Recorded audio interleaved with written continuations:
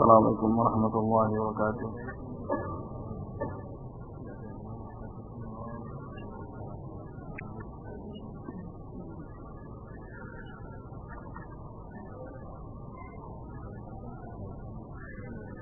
Alhamdulillah, nahmaduhu ta'ala wa nasta'inuhu wa nastaghfiruh wa na'udzu billahi min shururi anfusina wa min sayyiati a'malina. Man yahdihillahu fala mudilla lahu wa man yudlilhu fala hadiya lahu wa asyhadu an la ilaha illallah wahdahu la syarika lahu wa asyhadu anna Muhammadan abduhu wa rasuluh. Allahumma shalli alaihi wa ala alihi wa ashabihi wa man tabi'ahum bi ihsan. Sallim tasliman katsira amma ba'd. Insyaallah taala dengan taufik dari Allah Subhanahu wa taala kita akan lanjutkan pembahasan kita dari kitab Bulughul Maram, yang mana kita sudah masuk ke pembahasan tentang mandi janabah. Hadis yang ke-97, wa Aisyah radhiyallahu anha qalat kana Rasulullah sallallahu alaihi wasallam yaghtasilu min arba' min al-janabati wa yawmal jumu'ati wa min al-hijamati wa min ghaslil mayyit. Rawahu Abu Dawud wa sahahahu Ibn Khuzaimah.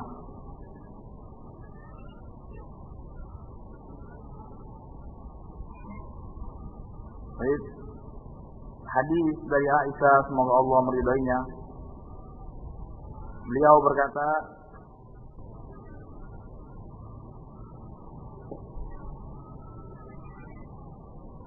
bahwasanya Rasulullah sallallahu alaihi wasallam itu mandi dari 4 perkara.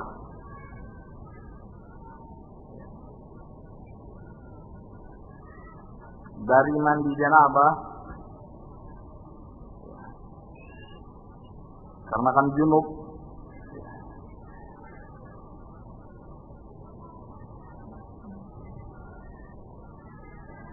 mandi pada hari Jumat, maksudnya ketika hendak mendatangi sholat Jumat, ya.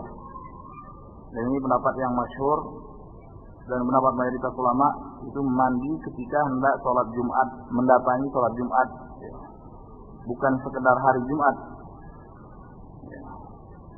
Sehingga yang disyariatkan, ini tidak disyariatkan bagi orang yang tidak mendatangi Jumat, ya. Orang yang tidak mendatangi Jumat, yang uzur dan lain sebagainya, ya. Atau wanita, ya. Maka tidak disyariatkan bagi mereka untuk mandi Jumat. Ini mandi untuk mendatangi sholat Jumat, sebagaimana hadis yang mengatakan, man jaa'a minkumul jumu'ata falyaghtasil. Barang saya mendatangi Jumat, maka hendaklah dia mandi. Wa minal hijamah, dan mandi daripada berbekam. Kemudian yang keempat, mandi daripada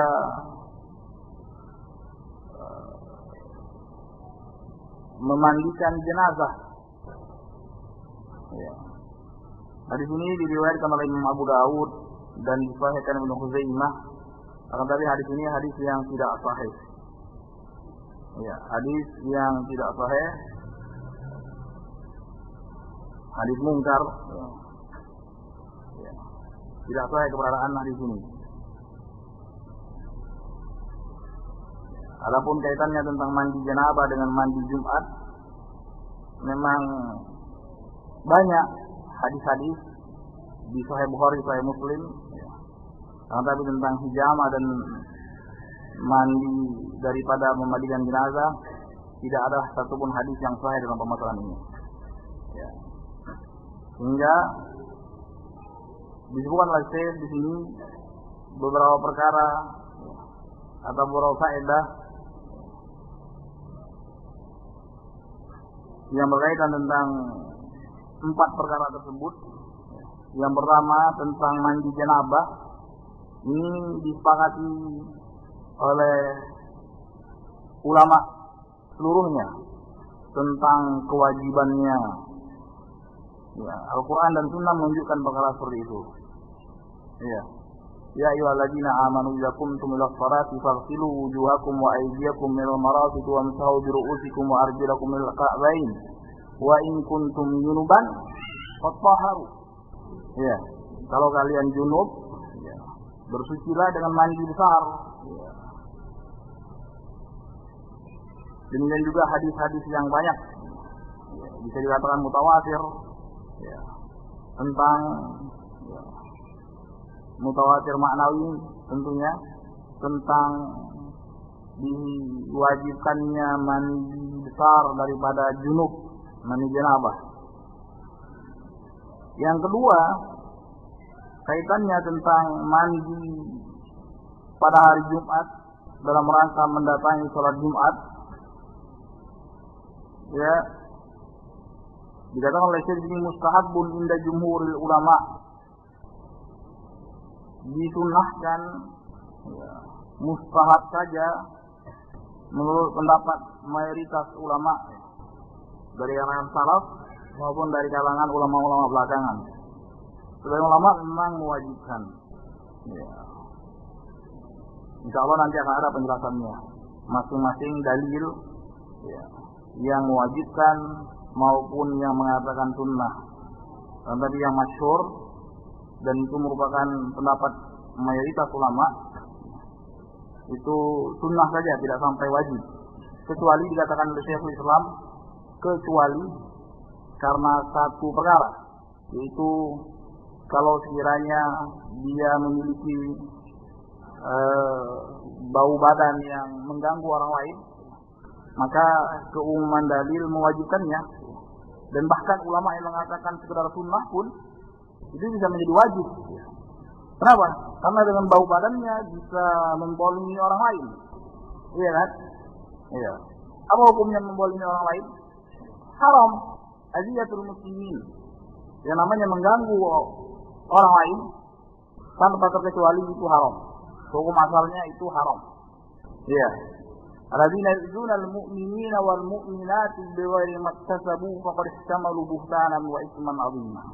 Orang-orang yang mengganggu kaum muslimin, menyakiti kaum muslimin dengan macam-macam, ya, dengan gangguan fisik maupun gangguan mental, maka dia telah membuat kedustaan dan dosa yang besar. Haram hukumnya, ya, menebar polusi bau, ya, ini haram hukumnya. Maka dengan kaidah yang umum mengatakan ma la yatimmu tarkul muharram illa bi wajib. Suatu perkara yang tidak bisa dihindari keharamannya kecuali dengan perkara tersebut, maka perkara itu adalah perkara yang diwajibkan. Ya, seorang tidak bisa menghindari daripada mendolimi saudaranya dengan bau badannya, maka wajib baginya untuk menghilangkan bau badan tersebut dengan mandi. Mau dengan apa lagi? Ya kan? Maka di sini kalau seperti ini ya sepakat para ulama tentang kewajibannya. Kalau kaitannya dengan dalam rangka menghilangkan bau badan yang tidak sedap. Iya. Rasulullah SAW, ya, suri tauladan kaum muslimin itu ketika menjelang kematiannya pun, ya, dicium oleh Abu Bakar radhiyallahu ta'ala. Saya berkata, Abu Bakar, ya Rasulullah, sitta hayyan wa maitan. Ya Rasulullah, subhanallah, engkau itu wangi, harum, hidupmu dan setelah matimu masih wangi. Padahal kan biasanya orang-orang yang baru meninggal, ya, karena sakit, biasanya waliyadzubillah baunya. Ya, sehatnya saja kadang-kadang asap. Iya, apalagi matinya. Iya, ini Rasulullah SAW menjelang ajalnya kan sakit-sakitan. Tapi demikian Rasulullah memperhatikan kesehatannya, kesehatan badannya, bau badannya, kebersihannya, sehingga hidup dan mati tetap wangi Rasulullah SAW. Coba kalau Rasulullah tidak perhatian terhadap kebersihan badannya, iya, tidak peduli, iya, maka bisa akan diucapkan perkataan yang lain oleh Abu Bakar. Jadi ini merupakan tuntunan Rasulullah SAW, tuntunan Rasulullah SAW untuk memperhatikan kebersihan badan. Iya, memperhatikan kebersihan badan.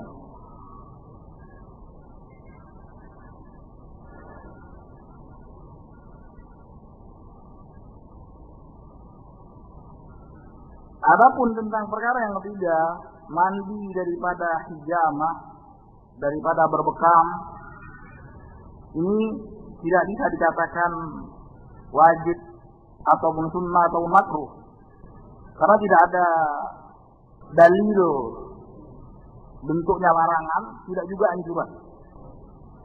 Ya. Kalaupun kiranya ada asar yang merupakan perbuatan Rasulullah SAW semata tanpa diandal-andali dengan bentuk anjuran, maka hukum asalnya mubah. Al-fi'l al-mujarrad, fi'il perbuatan Rasulullah SAW semata tanpa ada bentuk anjuran, maka itu mubah. Iya. Malam yarid, selama perkara tersebut tidak ada bentuk anjuran atau larangan. Ya. Kalau anjuran, kalau ingin mengatakan itu sunnah, maka harus ada tambahan. Ma'amru bi syari' amran ghairu lazimin. Suatu perkara yang diperintahkan oleh syariat, walaupun perkara tersebut tidak dengan bentuk melazimkan, maka ini minimal dia sunnah. Tapi dalam permasalahan ini tidak ada keterangan. Maka hukum asalnya kita kembalikan lagi bahwasanya perkara ini adalah perkara yang mubah. Boleh-boleh saja. Ya, selama tidak memadaratkan badannya. Ya. Kalau ingin mandi setelah berbekam dan tidak memadaratkan badannya, silakan. Ya. Kalau memadaratkan badannya, ya ini perkara yang lain. Karena saya mengatakan itu sunnah, maka hendaklah dia mengatakan dalil. Sunnah adalah hukum Allah SWT, salah satu daripada hukum Allah, dan hukum Allah tidak bisa ditetapkan kecuali harus dengan Al-Quran ataupun dengan hadis yang jelas dari Rasulullah SAW.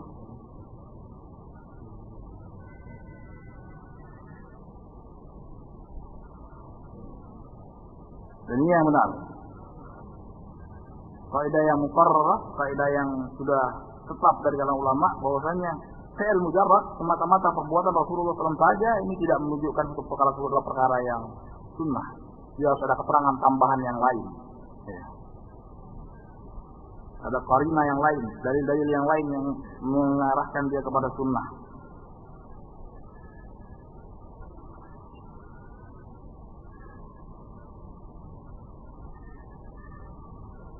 Itu hukum asalnya.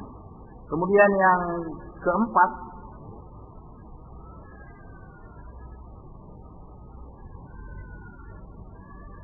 mandi daripada memandikan jenazah. Ini juga tidak ada dalil yang sahih dalam permasalahan ini. Adapun dalil yang mengatakan man ghassala maitan falyaghtasil, barang siapa yang memandikan jenazah hendaklah dia mandi, hadisnya mungkar. Hadisnya mungkar dikatakan oleh Imam Ahmad dan Imam Ali Madini, la yasih fi hadzal bab shay, tidak ada yang sahih dalam permasalahan ini. Dan bahkan inda tahqiq, inda muhafaqah, bahkan syariat berwudu daripada memandikan jenazah pun itu tidak ada yang sahih juga hadisnya. Benar, dari memandikan jenazah itu bukan pembatal wudu, dan bukan juga disyariatkan darinya mandi junabah.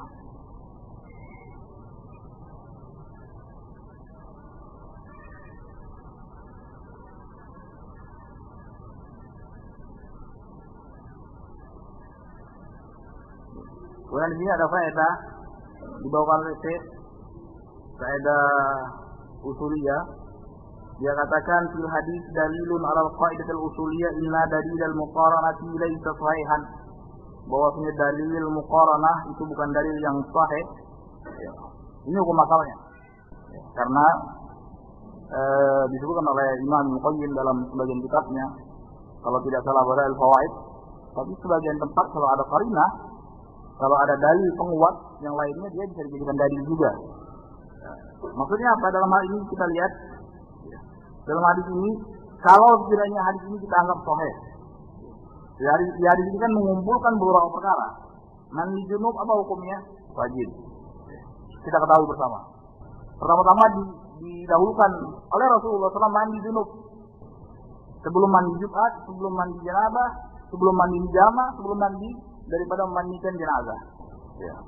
Tidak bisa spontan kita katakan dikarenakan didahului 4 perkara ini dengan mandi junub dan mandi junub adalah wajib, maka yang kedua, ketiga dan keempat mandi Jumat, mandi daripada berbekam dan mandi daripada memandikan jenazah adalah wajib. Ini salah. Ya, hukum asalnya dari muqaranah, dari yang dikaitkan ya, satu dengan yang lainnya dalam satu pemahaman hadis yang bentuknya sistematis seperti ini, berurutan seperti ini, ya, maka ini tidak bisa dijadikan dalil. Ini hukum asalnya. Kecuali dalam batasan-batasan tertentu dan bukan sekarang tempatnya. Pembahasannya ada.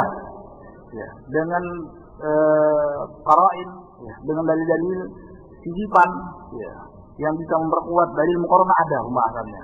Itu bukan sekarang. Tapi hukum asalnya seperti yang dikatakan oleh Syekh. Ya, bahasanya dalil muqaranah ada itu sahihan. Hukum asalnya seperti itu. Jadi tidak bisa serta-merta di sini digabungkan 4 perkara. Yang pertama kali wajib, kemudian yang berikut setelahnya wajib juga. Atau yang pertamanya sunnah, mungkin kemudian yang berikutnya adalah sunnah juga, enggak. Atau kebalikannya, depan atau belakang. Ini tidak bisa. Kecuali dengan pembahasan-pembahasan tertentu dan bukan sekarang tempatnya.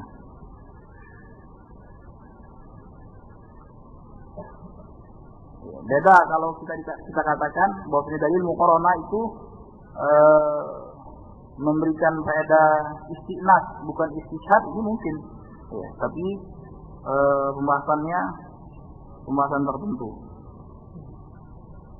Kemudian yang selanjutnya kesimpulannya bahwasanya yang disepakati oleh ulama mandi kewajibannya adalah mandi junub. Mandi Jumat pendapat jumhur, pendapat mayoritas itu sunnah. Ulama mewajibkan khususnya zahiriyah. Dengan mandi hijama itu hukumnya mubah saja. Kemudian mandi daripada memandikan jenazah ya hukumnya mubah saja, tidak sampai sunnah apalagi wajib. Kemudian wa Nabi Hurairah radhiyallahu anhu qala wa Nabi Hurairah radhiyallahu ta'ala anhu fi qissati Sumamah bin Utsal indama aslam wa amarahu an-nabiy sallallahu alaihi wasallam an yaghtasil rawahu Abdul Razzaq wa asluhu muttafaqun alaih. Ya. Hadis ini sahih dan asalnya itu di Sahih Bukhari dan Sahih Muslim. Itu bahwasanya Abu Hurairah menyebutkan di kisahnya Islamnya salah seorang sahabat Sumamah bin Utsal. Di sahabat Sumamah bin Utsal ini ketika ditawan, pertamanya ditawan, kemudian tawannya bukan di penjara, di masjid. Ya, ada tiang, diikat ya di tiang masjid sambil melihat aktivitas Rasulullah SAW dan para sahabat.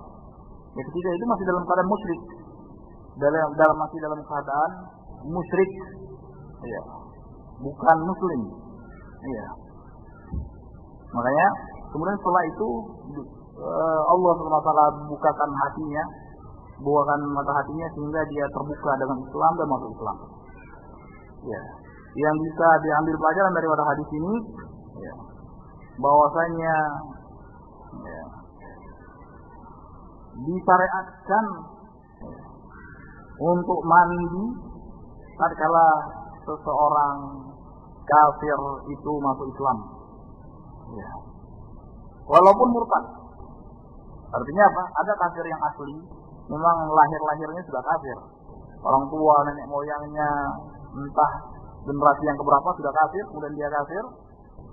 Ketika dewasanya masuk Islam, mandi. Ya. Kemudian sekalipun tadinya sempat Islam, murtad, Islam lagi. Ya. Maka mandi juga. Ya.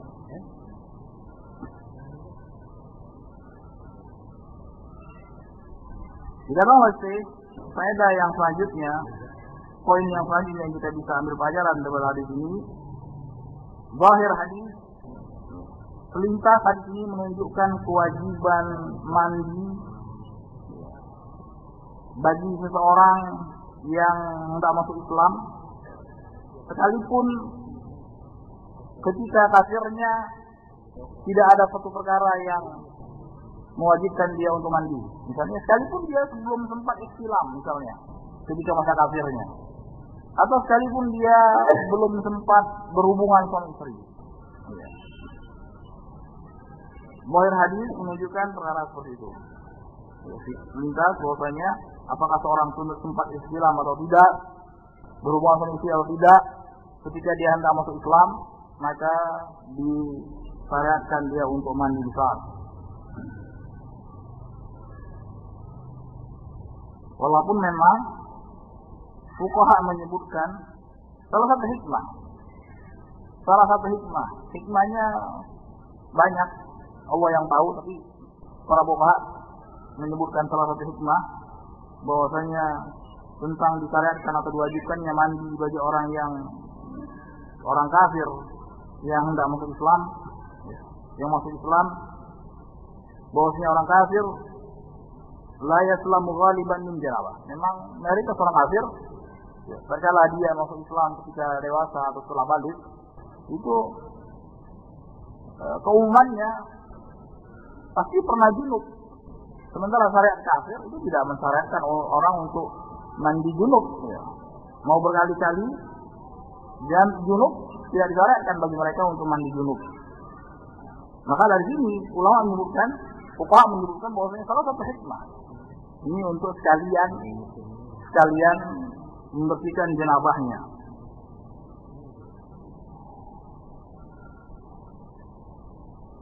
Paling tidak mereka sebutkan uqimatil madhannatu maqamal haqiqah kanaum.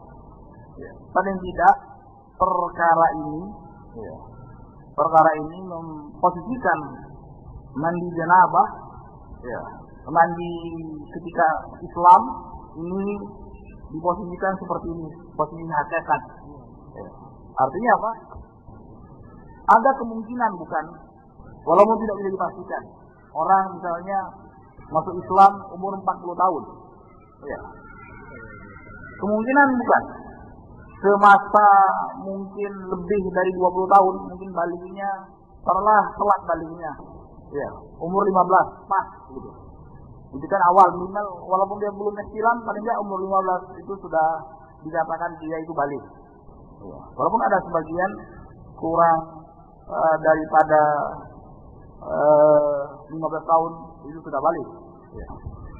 Kita katakan dia minimal 15 sudah berapa? Sudah 35 tahun, sudah 25 tahun. Masa selama 25 tahun ini nggak pernah Islam atau nggak pernah berhubungan sama istri? Ini kan kemungkinannya kecil, bukan?